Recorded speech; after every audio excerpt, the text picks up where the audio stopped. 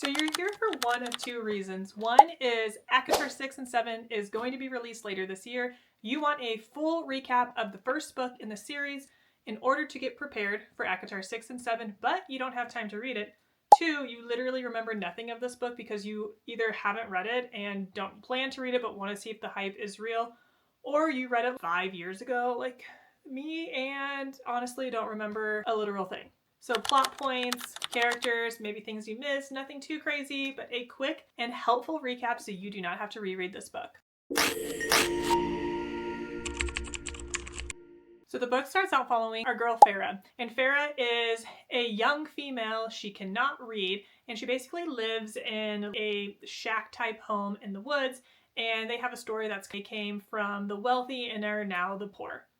She is the youngest of her sisters, Nesta and Elaine, and she is basically the caretaker of the family. She's the only one that can provide. Her dad's kind of deadbeat.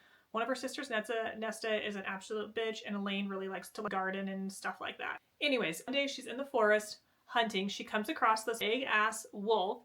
She ends up pulling out her ash arrow, which is an arrow that can kill Fae. She feels like something might be a little amiss because why is there a big wolf out here? Who knows? But anyway, she ends up shooting and killing this wolf, and the wolf kind of like lets her do it basically. The following day, she's at her home eating dinner with her family, and a big beast literally comes through the door and is basically saying, I'm taking you with me if you're the one who killed my friend. So the wolf ended up being Fae, and he's taking her because there's this treaty that was set into place between the humans and Prythian. There's also this huge wall that divides the two worlds, essentially the human world and Prythian, which is where all the Fae live.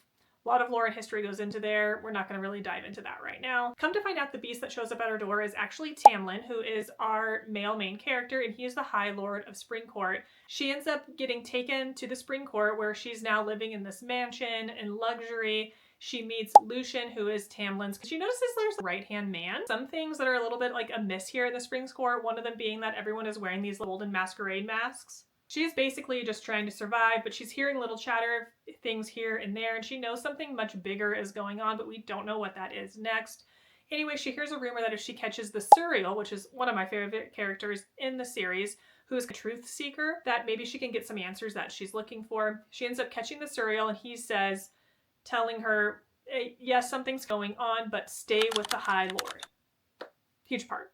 Over time, things are happening. She's painting a lot. She's getting very comfortable living in the Spring Court. She's starting to develop feelings for Tamlin. She's learning a lot about the land and things that she thought about the Fae her whole life that are now false. Anyways, one night it's Calamine Fire Night, which is a tradition for the Fae. Basically on this night, Tamlin tells Freya, do not leave the house under any circumstances. So of course, what does Freya do?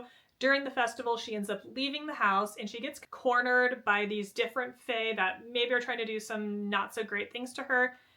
Anyways, there is a voice that comes and says, there you are, I've been looking for you. At this time, all we know is that this is the most handsome man Freya has ever seen.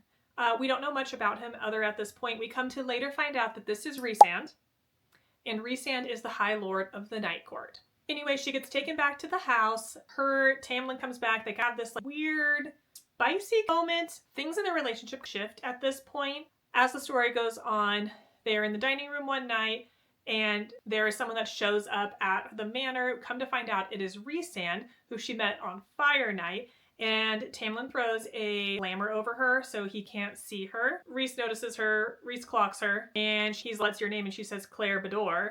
And Claire Bador is actually someone that lives in her human village. So basically this whole interaction freaks Tamlin out enough to where now he's like, you go back to the human land. I'm done. I want to keep you safe, because they have some feelings for each other. So he's trying to do everything that he can to keep her safe. She goes back to the human land, basically tells Nesta everything that happened and decides, something's not right. I want to go back. I want Tamlin. I love him, blah, blah, blah. Once she goes back to the Supreme Court, she realizes things are different. They've been broken in, the doors have been knocked down, and the only person that she can find there, because there's nobody there, is Alice, which was her lady's maid when she first got to Spring Court.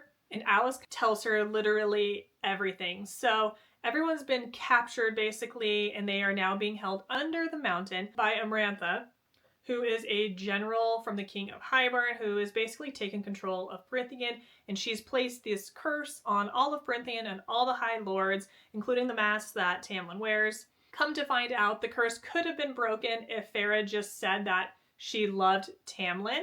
Amarantha was obsessed with Tamlin and she ended up placing the curse on him and his entire court. When Tamlin rejected her, he basically had 49 years to find a human who hated Fae enough to kill one, but then also fall in love with him.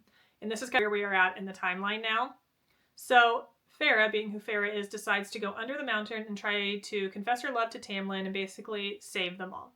When she gets under the mountain, Amarantha gives her a couple choices. One is she can compete in 3 trials to basically save all of Prythian, or she can solve a riddle. She doesn't know the riddle, and so she ends up competing in these trials. She has to fight a big ass worm. There's a puzzle situation where she's trying to save Lucian. We backpacked for a second. During the first trial, Feyre actually breaks her arm pretty bad, and she's being kept in this dungeon and cell because the trials aren't happening very often.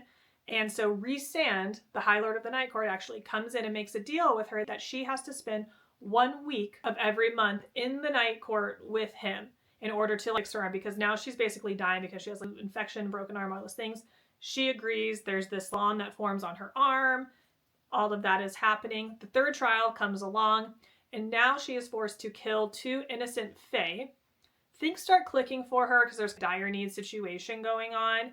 The third person that she's supposed to kill is actually Tamlin. And during this moment, she remembers conversations that she's heard just through listening, observing through her time at the Spring Court. And one of them is that she thinks Tamlin might actually have a stone heart. So she does end up stabbing him, but he does not die because he has a heart of stone. So she ends up being able to complete the challenge, but this actually pisses off Amarantha. And so she actually decides she's not going to have that. And she's just going to try to kill Freya anyway, throwing around her human body, and her neck snaps.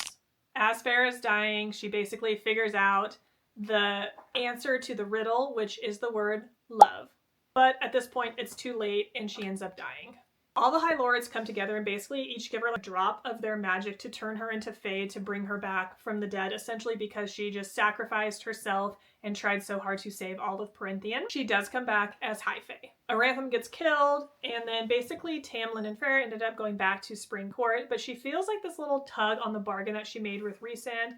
And before she leaves under the mountain, towards the end of the book, you can see that Rhysand stumbles a little bit. And this is a big moment because while it may not seem like anything in the first book, this is actually a huge moment that he realizes there's something much deeper there with Feyre. And that is basically how book 1 ends. I probably missed a few things here and there, but it's still a pretty quick recap. I'm going to add a recap for A Court of Mist and Fury as well because I just finished it. But it was so much fun doing a reread and going through and getting all the foreshadowing that was happening and getting reintroduced to these characters. Again, I just had so much fun. Thank you so much for watching. Please come back and watch the Court of Mist and Fury recap. And as always, leave any questions, comments below, and I'll be happy to respond.